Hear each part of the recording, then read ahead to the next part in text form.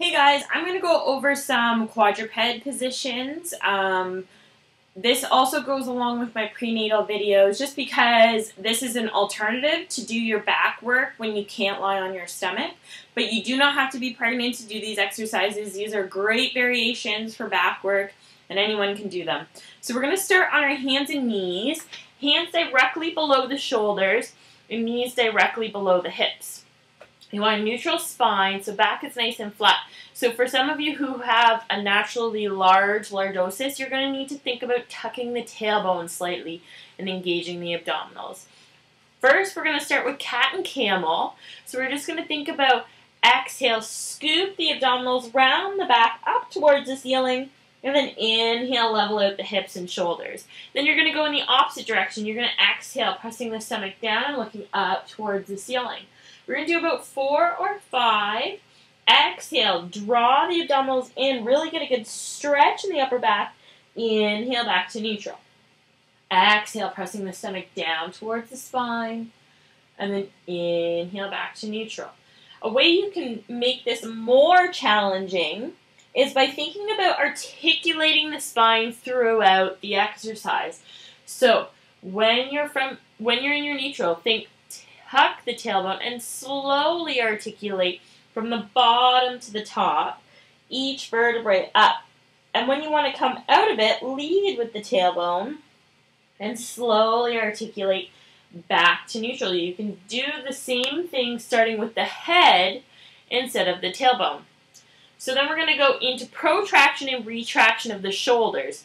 So it's just sliding the shoulder blades on the rib cage. You're going to start with retraction. So draw the shoulder blades towards each other and then relax. And then you want to think about spreading those shoulder blades, so opening up the back. So you're lengthening through the arms and then back. Just do 3 or 4 in each direction. It's good to work on mobilization of the shoulders.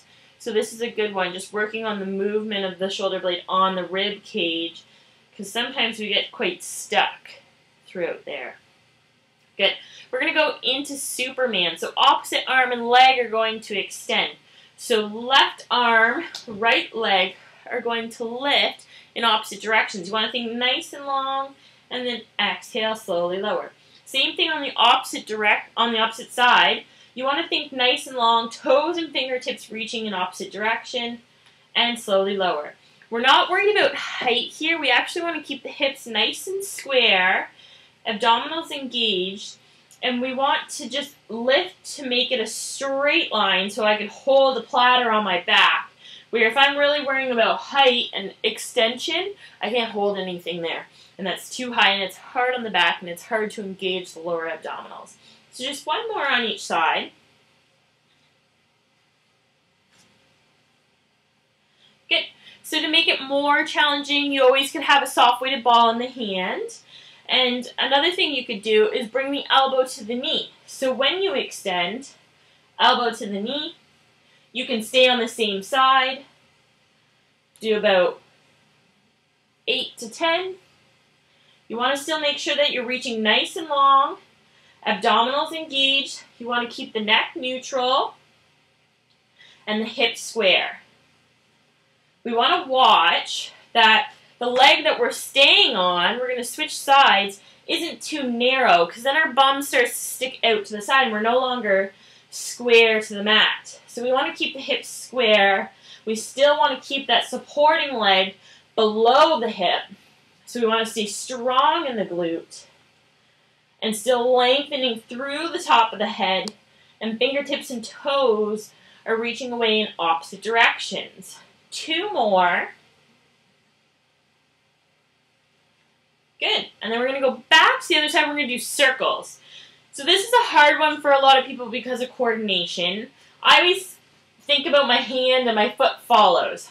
So all I'm going to do is 4 circles in one direction and then 4 circles in the opposite direction. I'm focusing on keeping the leg up, still reaching the hands and feet in opposite directions. Same thing on the other side. Keeping the abdominals engaged and the hips square. Still focusing on stabilizing in the pelvis. Good, and slowly lower. Lateral movement. Same thing. Right arm, left leg. You want to try and keep the hips square, and then you're moving the leg and the arm to the side. You're just going to do about 5, feeling a good pinch in the obliques as you move the leg to the side. Still abdominals engaged, reaching the fingertips and toes in opposite directions. Same thing on the other side. Inhale up, exhale. You want to feel a good squeeze in the glute when you move sideways, but you want to make sure that it's not too strong, that it starts to cause the supporting leg to drop out on you. Last one, and slowly lower. Other things you could do in this position, you could just do taps. You could do fire hydrants. And you also could do donkey kicks. So it's the same as the Superman, but no arm. And you always can add a soft weighted ball to the hands to make it a little bit more challenging. And that's it.